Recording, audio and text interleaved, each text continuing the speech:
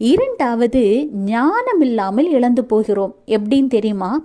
ஒருவர் தன் வீட்டில் இருக்கும் ஒரு கஷ்டத்தை இல்லைன்னா சத்ருவாகிய சாத்தானின் போராட்டத்தை குறித்து நம்மளோடு பேசும்போது நாம் இது சாத்தானால் வருகிறது என்பதை கண்டறிந்து அதிலிருந்து விடுபடுவதற்கான வழியை அவர்களுக்கு கற்றுக் கொடுக்கும் பொழுது அதை கேட்டுக்கொண்டிருக்கிற பொல்லாத சத்ருவாகிய சாத்தான் அதே போராட்டத்தை நம்மளுடைய வாழ்க்கையிலும் கொண்டு வருவான்.